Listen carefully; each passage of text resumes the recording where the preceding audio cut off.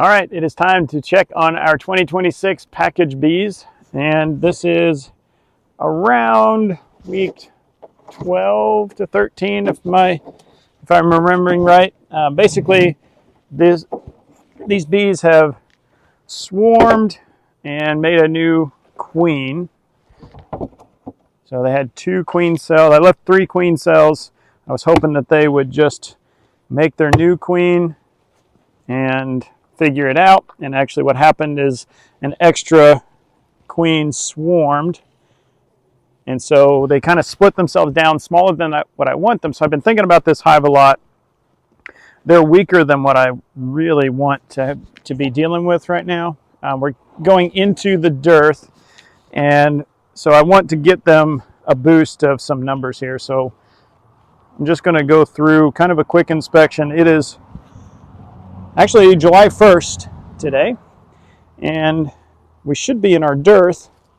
We've been very lucky with, well, lots and lots of rain. We've been blessed with lots and lots and lots of rain, too much so that we got flooding and everything. So the clover's been blooming and kind of hanging on. The bees have had a lot of forage with the clover. Yeah, so a lot of this is, they're not using this up top here. So basically we should be very squarely entering our dearth. And these bees, I don't want them to be weak. They kind of swarmed themselves weaker than what I wanted. So I'm trying to figure out how to remedy this situation. And I've been thinking about it a lot. And I did catch in the trap over here, in the swarm trap, I did catch the swarm. So what I was planning to do is make sure this queen is good. And if this queen, basically this queen or that queen over there in the swarm, whichever one is better, is going to keep that one. And then, so here's the queen actually right here. I was going to keep whichever queen is better and then combine the two. And I was going to show you the newspaper combination method in the process. So the queen is here. She's going to the other side of this frame. And she is laying, but they should have slowed down by now. So she does have a laying pattern here. It's a little sporadic, but it could just be because they're trying to slow down. Oh, actually, yeah, it is. Because the next frame is a complete brood frame. So I'll pull this out and show you. There you go. Yep, so she's laid that a sheet of brood on both sides. And then I've got her sequestered over here. So again, I was going to combine the swarm and this hive, but I want to see where they're at in this bottom population, because up here they just have these 2 frames that they're working. So I'm actually going to set this very carefully right here because the queen's right here. I should have brought my swarm or my plastic Pro Nuke box. And I'm putting her in the shade there so that I can go through here. And so I thought there's some empty frames down here. So this is exactly what I'm going to do. I'm going to boost them, the population. And so take out one of these frames that is undrawn comb. And I'm going to swap. Get the queen. Yep, she's still on there. We'll get her in here. So she's safe. And then what I want to do is move her to the middle of this bottom box. I'm trying to leave her on the comb that she's on. That's a pollen frame. That's a good one. I had checkerboarded these frames in an anticipation to try and keep them from swarming, having some extra space. And it worked to give them some extra space, but they still swarmed. So we have about 6 frames of bees here in the bottom, 2 frames in the top, and I really want them to be stronger than that. So I'm going to take rotating these frames, so forgive me while I play a little bit of shuffling here. I'm shuffling empty frames. So, you know, you have to be careful. We don't really want to shuffle brood frames. And what I'm doing in this case is I'm taking the brood frame that has the queen on it, and I'm going to put it into, from the brood frame from the top, middle of the top box, put those brood frames into the middle of the bottom box. And this is the good brood frame.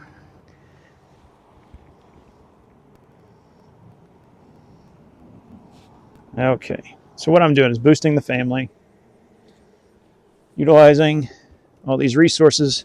They really only had this one other frame that they've got some pollen and nectar on, so they do have some resources, and that's really good. We're going to give them all the resources, I'm putting the queen in the bottom box, and I'm going to shake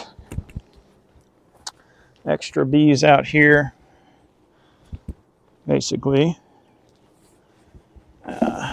there's a few extra here, so these are all just loose bees. So I'm put that off to the side. Get those frames in. Just trying to gather the family here. Get them all in the bottom. Yeah, been working on all these frames. So now what I have in the bottom box is all got some sort of comb and situation on it. And so I was going to combine that swarm, so basically recombine this hive, the two swarms, small swarms, back into one double deep hive like I wanted them to stay. But in this case, I actually have a special opportunity because I have a queen bank that we've been keeping queens in. So it's a queenless colony with extra brood and bees. What I'm going to do is they're hopelessly queenless. That's how the queen bank is working here at the store. But we're done with that queen bank for now. So I have a box full of extra loose bees and young bees and forage bees. I'm going to use that to boost this one. So I'm going to use the newspaper combination method and put those queenless bees on top of here in a manner that is slow release, so they can combine themselves slowly. So let me grab my handy dandy newspaper. And so the newspaper combination method, simply as it sounds, get those bees. So I want all of the original bees in the bottom box with the queen. And then we're going to use newspaper to slow, and this one already, because this is just in the truck, I keep this in the truck with me all the time. So there's already a slit in this, and the bees they'll chew through this and tear this out and have it gone in a day or so. But in that day or so period, their pheromones are going to share. They're going to be sharing pheromones. So I'm going to go get this other deep box that has all these other bees. Okay. And these guys are heavy with some honey. So just want to square this up on top of the newspaper. That smoke is plenty enough.